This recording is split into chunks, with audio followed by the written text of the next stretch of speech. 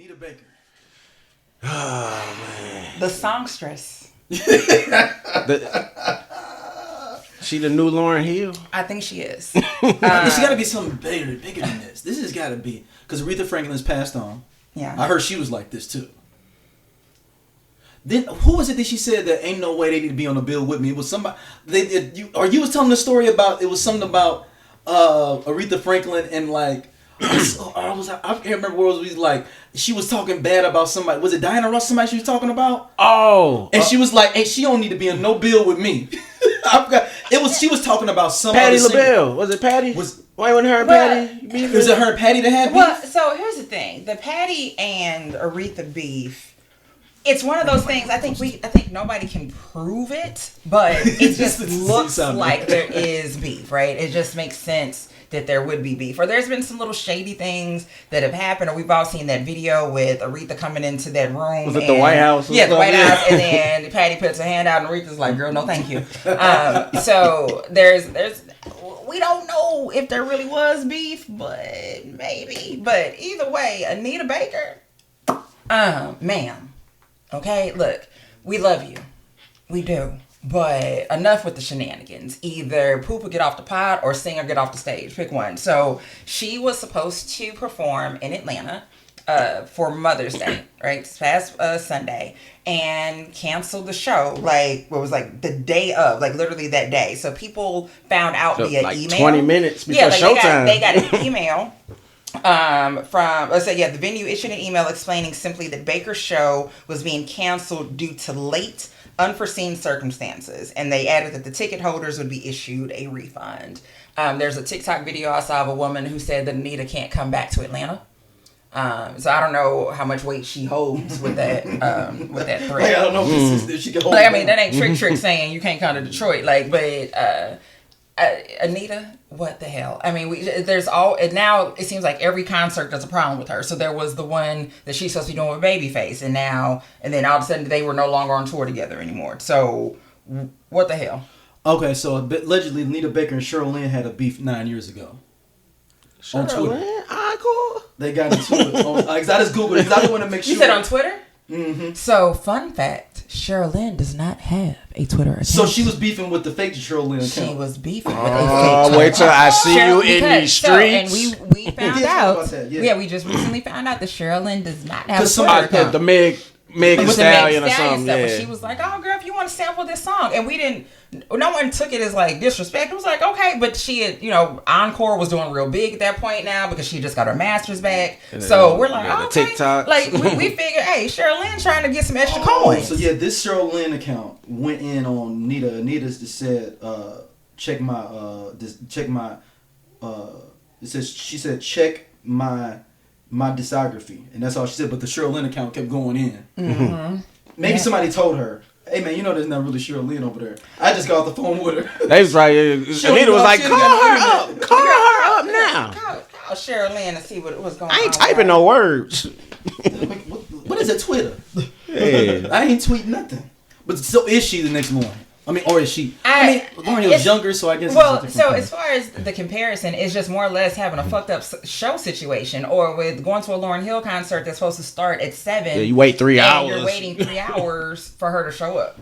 And so, or she doesn't show up, or she doesn't feel like going on, or something like that. You've had the Lauryn Hill experience. I had the first Lauryn Hill experience. It was at the pageant, right? It was at the pageant. I had the first Lauryn Hill experience, but she's like an hour or so late. This before she got real egregious. Right. So yeah, okay. It was okay, I thought it was a couple hours. Yeah, it was like she was like about an hour and a half late, and then so you're waiting. I mean, again, this is the first time that you were seeing her do anything since the Miseducation came out. And so, like, you get to see her. It's only at the pageant, but hey, great intimate setting, and you're sitting there, and then waiting, and then she comes out and starts doing songs from the album to a different melody and beat. And so, and they've completely changed up everything about the song, so you can't even sing along. Yeah, because she changed the beats. So everything changes. So you're like, wait a minute, okay, so these are the same words, but I came here to sing along to X Factor at the top of my lungs. I wanted to come out here and tell everybody that some guys are about that thing yang. Does she even and can't. with some? I heard she doesn't do something like that. She doesn't do the Fuji. She didn't at that time. She didn't do any of the Fuji joints, did she? She didn't do any Fuji joints. No, it was really just all of her stuff. And Killing Me Softly, I'm assuming she did that, or did she not do that? I don't remember, but I do know that I did a review of the concert on my YouTube channel at that time.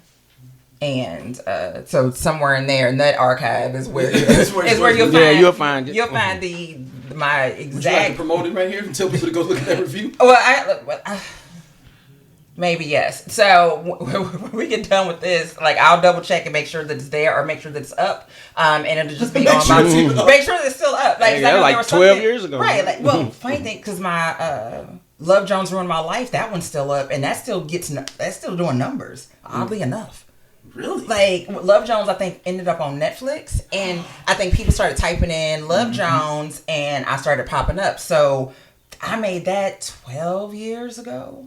12, 13 years ago. And every once in a while, I'll get a message being like, somebody just commented on your... You like, damn. I'm like, damn, did they? Damn, they still hype about this? It's like, so, and I almost don't want people to watch it because I look so different. Like, but that's good though. It's like, man, like you look at it, you're like, whoa. It shows growth though. It does. It shows a lot. Growth and non-growth of like just the. There's some shrinkage there. But, reversal. Right, a lot of reversal. But yeah, so Anita, bottom line, pull it together. Well, I heard she had medical issues. They said she can't like actually stand up on stage the whole time. That's part of the thing. And that's okay. And so here's the thing, though. That's okay. Like, just don't have a show. I think what Frankie Beverly is still. Well, I think he's. He on his farewell tour. But I mean, that's really a karaoke session. But I'm saying though. But with Frankie, like, he was 80 something. And he's sitting on stage. I refuse to go see Frankie. I don't know. But I refuse to go see him do a karaoke. I refuse to pay for karaoke. So, but if she's at least that much for karaoke. If she's not able to stand for a long time, right? And if we know, I mean, not even just if the audience knows that. It doesn't matter if we know that or not. She's not known for her choreography. Yeah, she doesn't. So if she's sitting the entire time and she can still sing, I don't give a damn. That's fine. Bring a couch out. Girl, if you want to lay down for a little bit, take off your shoes, just sing the songs. I don't care how you do it. Like, again, I didn't come to your concert to watch you perform. You're not putting on a performance. I'm here to listen to you sing. Let me go to y'all with this. What if she did a combination tour with Toni Braxton, where she could like kind of lay back and because people damn near sound alike sometimes, and then you could she come out and do 2 songs. Toni come out and do 4. She come out and do 2, so she don't have that pressure of doing a full show or the whole thing. But it's still within the same vein. And I mean, and Toni, well, she don't need the checks, but she kind of need the checks. Depending on how you look at it. Toni always needs a check. Well, I mean, she was Birdman, but I don't know if that's not technically her check. Toni always needs a check. I'm just saying it will help her out. Yeah. You know what I'm saying? Like Toni and Anita. But I can see Anita saying, fuck that, I don't mess with you. No, look, well, not girl. Even that. I think Toni just, because I gave you a song already. Who's the headliner? Anita, for sure.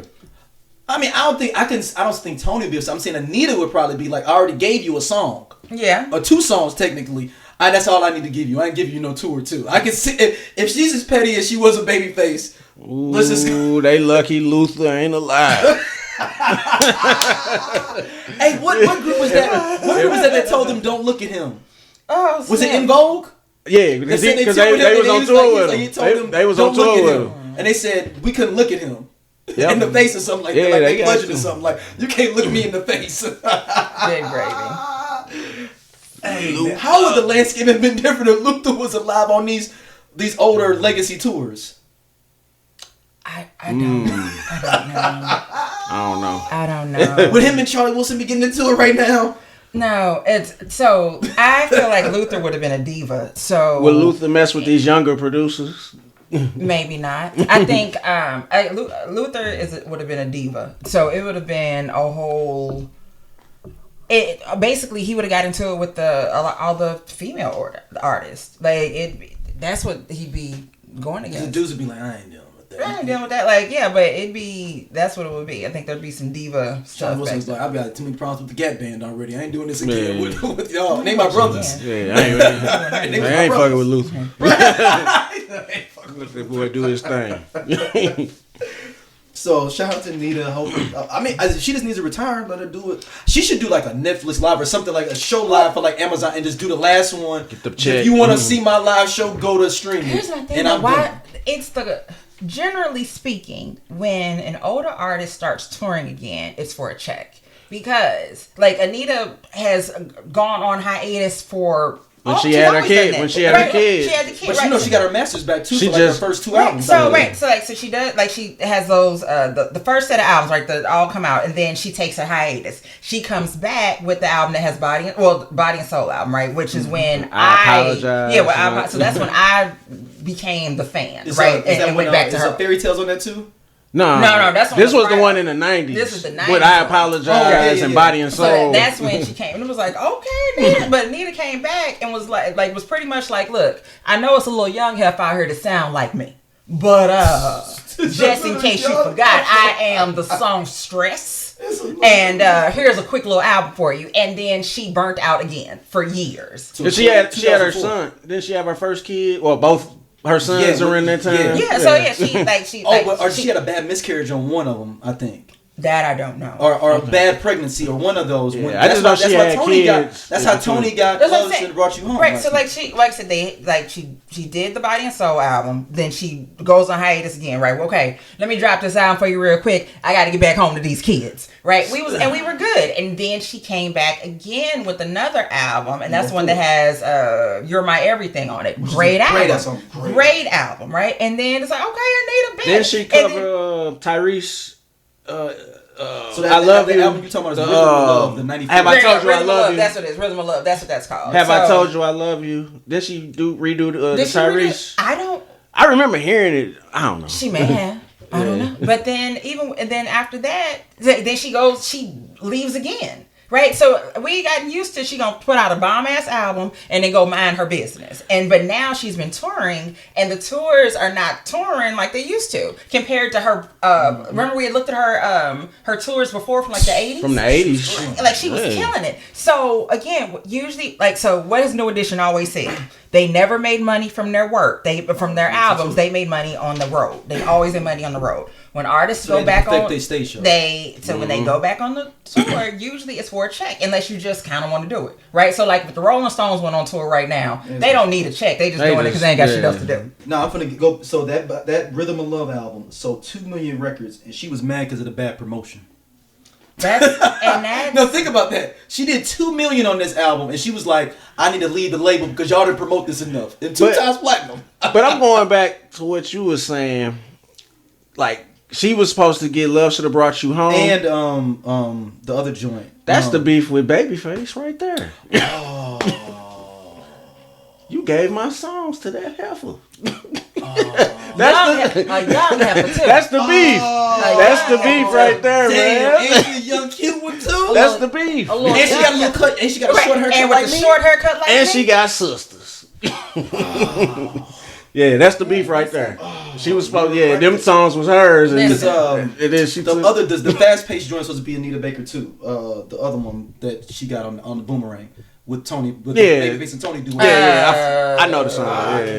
I know the song. Yeah, I could just make love to you. Our introduction to Tony, for real. That's it. Yeah.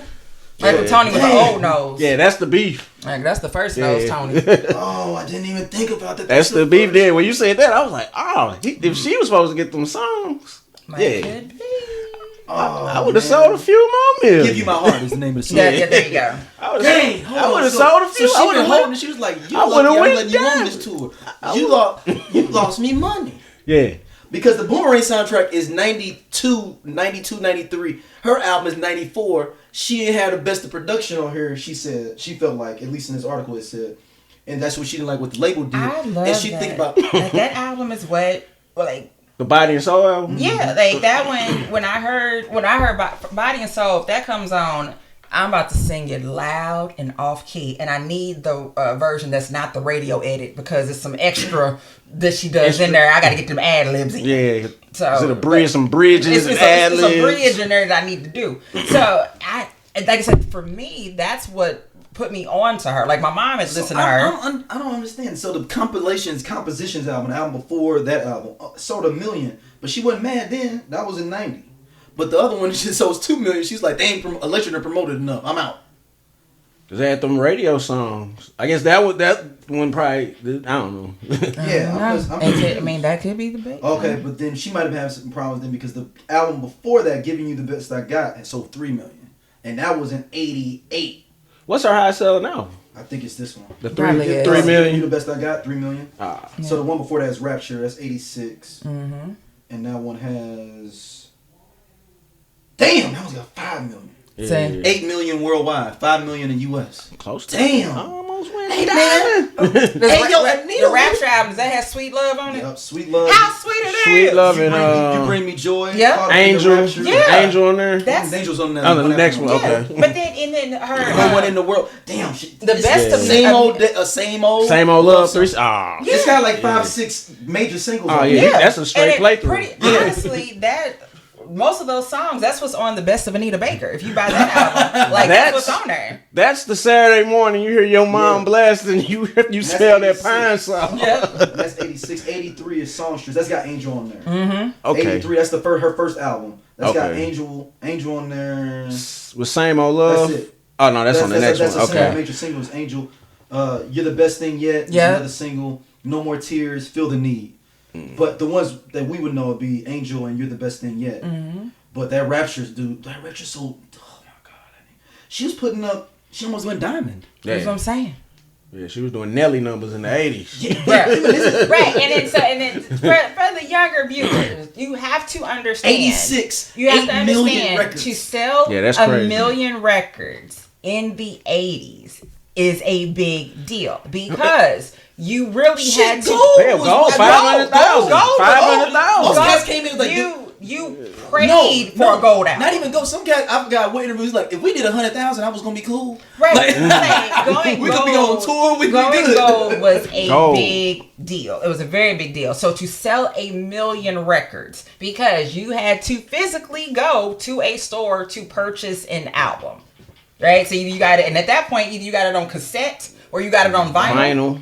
The CDs wasn't quite out yet. Might have been able to get it on 8-track, depending on what year it was, Yeah. right? Yeah. So, Yeah. you're able- Them so that's early it. 80s, So yeah. whatever the dollar amount was, like that those sales were legitimate sales. It wasn't worried about streaming, where now you got to stream a song 75 million times to earn $3, to earn a dollar, Earn a penny, or 2 half a pennies or something penny. like that, right? Or however many streams equals one sale. No, you had to go get it. So the idea that a million people, at least a million people, or even 500,000 went out and purchased that it's a big fucking deal.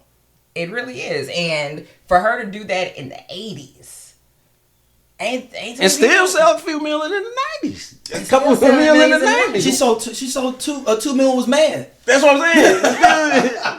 and in '94, that's still CDs and But- it's cassettes and maybe CDs, kind of like possibly. If you was balling. Right, If you had a CD If you player. was balling, you was getting a CD. So again, that's still physically going to have to purchase it, unless you were getting it from like BMG music collection. So just looking at this dissecting this, they gave Anita Baker the what it would be like when you supposed to get your Grammy, like your Grammy or your Oscar for something else, and they get, so the next album ain't as good, but she sweep the Grammys on that one.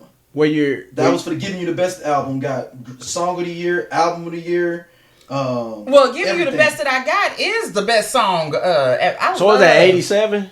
For the 88. I bet everything on my wedding ring. But I mean, and that one only sold 3. Well, this one sold 5 million worldwide, 3 million in the U.S. It wasn't as much though. So she won, and she won all 3 Grammy awards for R&B and all 3 of the Soul Train awards. So nobody else got nothing. That was an R&B and I nothing. wonder who she was. We'll look up later who she was up against. I think it's 88 was like Jody Watley. Was Hey. with Janet? Well, nah, that was 86. No, but Janet would be up in there, 88 for sure. She probably lost out on something to her. Yeah. She was killed. Like, if you look, I remember I looked at the Grammys for like 5 years in a row. Like, Anita Baker was coming out with an album. She was finna get 2 of them. Mm-hmm. You might as well even show up. She was Adele before Adele. Yeah. And you know she don't like her. You know Anita don't like Adele either, right? What? I'm just saying, if the same mainstream line is going through, They're gonna have I'm a just saying Anita the Baker theme tribute. Adele gonna sing one of her songs. They bet not. They bet not. They they did a Anita Baker tribute. Yeah. They did one on BET. The Soul Train Awards? Or BET? Yeah, something like that. Trying to remember. I don't remember who performed, but I do remember it happened. I can't remember. Oh, wait a minute. Did Tevin Campbell perform there? Was it for the Soul Train? That's going to drive me nuts. Because when I have to think about it, because I remember Tevin Campbell singing for somebody. I don't remember who it was. And I remember their face. I just remember they had to look on their face like,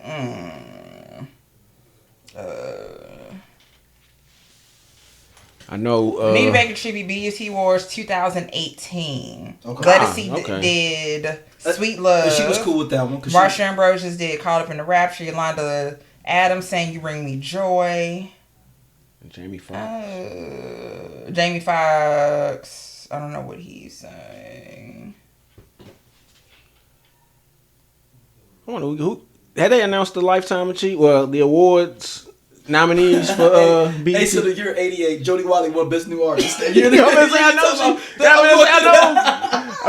know she was jamming, looking for a real love. Hey, this cool ass Scott from the I Love 90s Music Podcast. Hit that subscribe button right now. Like it on the SOLC Network. You finna get all the real deal on the 90s, the 2000s, and the splash of that 80s. Do it right now, man, and I'll be your friend.